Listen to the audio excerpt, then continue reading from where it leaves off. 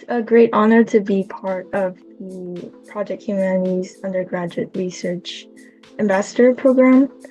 And today I will be talking about the exploration of perceptions of water in South Korea. So Korea has been experiencing climate change and deadly floods and droughts in recent years. And cultural perceptions affects communal action, opinion, and awareness. So it's important to know the cultural knowledge of water, which is called ethnohydrology. So I was first introduced to issues of water insecurity during the global ethnohydrology study here at ASU SHESC, and they still haven't explored the East Asian perspective. And when you look at the East Asian water literature, it mostly focuses on urban water management and technical solutions rather than citizen participation or perceptions. So I began to wonder about Korea's ethnohydrology, which is what I wanted to do in this project. So my main research question is, how do Koreans perceive the importance of water as a fundamental human right, and what actions or expectations would arise during a serious water crisis, particularly regarding the responsibility for providing access to clean and safe water. So our research took place in South Korea. There was one Korean from the United States and one from the UK. And as you can see, there is a lot of participants from the Gyeonggi province.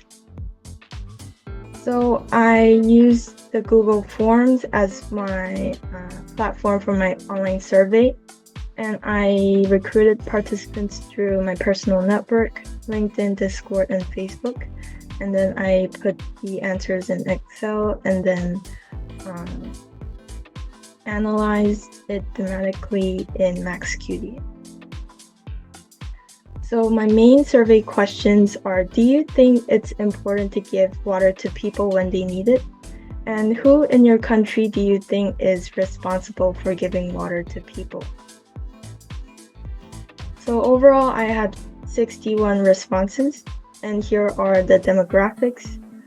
So a lot of them graduated from graduate school, and there was a lot of people from the 26 to 30 age range. And here is a word cloud. As you can see, the biggest word here is government in Korean. So it was mentioned a lot of times. So through thematic analysis, we found that water is survival. So people repeatedly noted that life can't be sustained without water. For example, a 40-year-old woman from Seoul wrote, "I think it's one of the essential elements for living a basic human life." And I also found that water is a human right. So people repeatedly noted that receiving water is a basic right to life. For example, a 29-year-old woman from Seoul wrote, "Water is the foundation for humans to maintain their rights and dignity as human beings, and to live in a clean environment and have the right to survive." So who is responsible? The most mentioned theme here was governmental responsibility. So there was an insistence by respondents that governmental agencies should be responsible for water provision. For example, a 45-year-old man from Daejeon wrote, "National government, local government, and Water Resources Corporation are responsible for water provision." And people also noted that individuals have responsibility for the efficiency of water use, tax payment to support water supply, and attention to political actions related to water.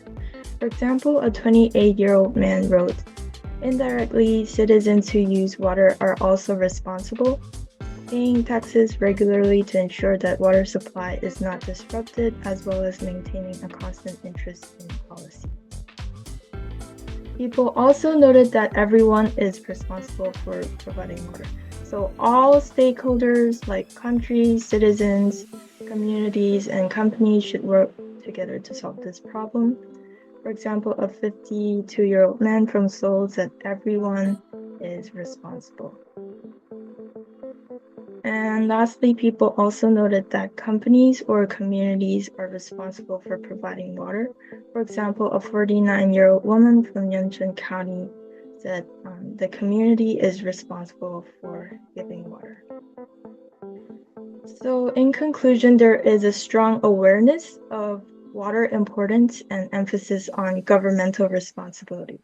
So the public expects the government to uphold this right during water shortage crises, and mentions of other entities like individuals and communities for responsibility shows an awareness of shared responsibility. And the public would look to the government for immediate response, and non-governmental entities would play a complementary role during water shortage crises. So although Korea has advanced in technology and international cooperation, there is room to enhance long-term citizen engagement and everyday participatory water management. And for the recommendations for decision makers, it would be great if they ensured transparent communication and equitable distribution to maintain public trust and discourage panic, and also promote shared responsibility through collaborative programs like household or community preparedness initiatives.